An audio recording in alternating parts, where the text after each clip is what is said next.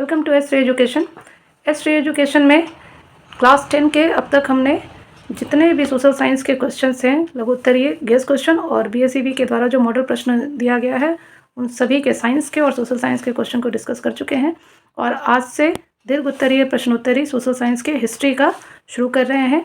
तो टोटल इसमें प्रश्न की संख्या है 10। दीर्घ उत्तरीय प्रश्नों को हम डिस्कस करेंगे वन बाय वन। तो चलिए शुरू करते हैं आज का पहला प्रश्न।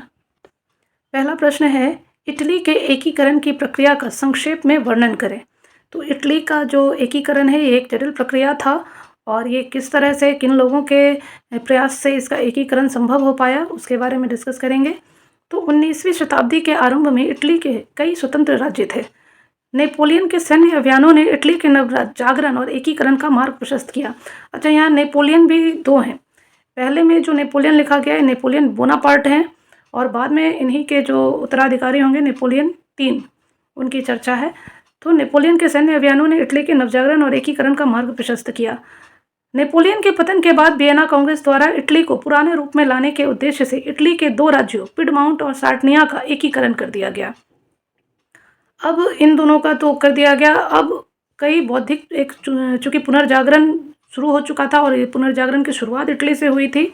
तो इटली में पुनर्जागरण के फलस्वरूप एक प्रसिद्ध साहित्यकार थे मेजनी। तो वहाँ से राष्ट्रवाद की भावना का उन्होंने संचार किया इटली के लोगों में। तो मेजनी फ्रांस का एक प्रसिद्ध साहित्यकार और कार्बोनरी दल का सदस्य था। उसने सन 1831 ईस्वी में यंग इटली नामक संस्था की स्थापना की, जिसका उद्देश्य इटली में विदेशी हस्तक्षेप समाप्त करना तथा संयुक्त गणराज्य की स्थापना करना था।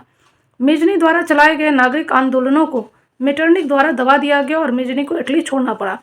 मेटरनिख ऑस्ट्रिया का चांसलर था और ऑस्ट्रिया का चूँकि इटली पर एक साम्राज्य स्थापित था, तो वो नहीं चाहता था कि इटली में एकीकरण की प्रक्रिया हो, इटली के लोग जो है स्वतंत्र हो जाएं।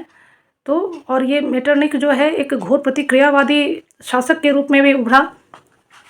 इटली में सार्डिनिया पिडमाउंट का नया शासक जब विक्टर इमैनुअल जो बनाया गया था, तो विक्टर इमैनुअल ने काउंट काबूर को अपना प्रधानमंत्री नियुक्त किया। और काउंट काबूर क्या था, वो एक बहुत ही दूरदर्शी व्यक्ति था और उसने बड़े ही जो है कूटनीतिक तरीके से आसपास के जो देश थे फ्रांस की ओर अपना हाथ मिलाया, जो कि उस समय ऑस्ट्रिया और प्रशा वो और फ्रांस, यही 3 जो है महाशक्ति थे।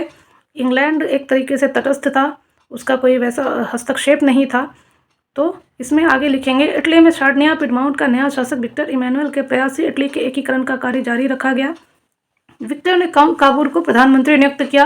काबूर ने अपनी कूटनीति के बल पर 1860 से 64 ईस्वी में दक्षिणी इटली और रोम को छोड़कर सभी रियासतों का एकीकरण कर दिया।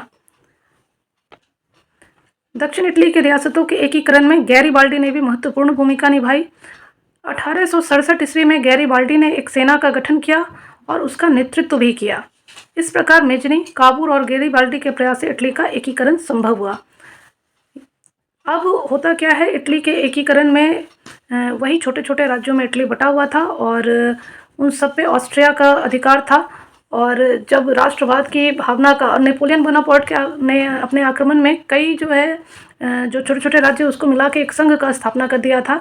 जो वियना सम्मेलन के बाद जो बड़े बड़े यूरोपीय देश थे उन्होंने आपस में इनके सत्ता को बांट लिया था और नेपोलियन के बाद इसका जो स्थिति बनता है वो बहुत ही ऑस्ट्रिया का जो मेटरनिख था, वो चांसलर जो बहुत शोषण करता है इटली में और एकीकरण की प्रक्रिया में सबसे बड़ा बाधक बनता है। और मेजनी, उनका सबसे पहला काम था पहले यंग इटली और बाद में यंग यूरोप का जो है स्थापना करते हैं और लोगों के अंदर देशभक्ति का भाव जगाते हैं। और उन्हीं के जो चलाए गए आंदोलन है उसके दबाव में आकर आखिरकार मेटरनिख को अपना गद्दी छोड़ना पड़ता है। लेकिन मेजनी को पहले जब जेल में डाल दिया गया, बाद में वो भी इटली छोड़कर चले गए थे। और जब विक्टर इमैनुअल को शासक बनाया गया तो काउंट काबूर को उन्होंने बनाया अपना प्रधानमंत्री और वो प्रधानमंत्री के तौर पर एक बहुत ही बेहतर शासक वो साबित हुए। और उनके ही प्रयास से उन्होंने फ्रांस से हाथ मिलाया ताकि ऑस्ट्रिया को जो है अलग किया जा सके इटली से। और इन्हीं के प्रयास से दक्षिणी इटली को छोड़कर मध्य और उत्तरी इटली को एक कर दिया गया। बाद में दक्षिणी इटली पे चूँकि पोप का एकाधिकार था, तो बाद में गैरीबाल्डी जो एक नाविक था वो अपना स्वयं सेवक एक संगठन तैयार करता है रेड शर्ट्स के नाम पे, और उन्हीं के प्रयास से जो सशस्त्र सेना है उसके माध्यम से एकीकरण का, जो दक्षिणी इटली है और रोम का क्षेत्र है उसके भी एकीकरण का कार्य पूरा होता है। तो ये था इसका पूरा उत्तर। तो ये वीडियो अगर आपको अच्छा लगा हो तो प्लीज़ वीडियो को लाइक करें, चैनल को सब्सक्राइब करें और ज़्यादा से ज़्यादा शेयर करें। Thanks for watching.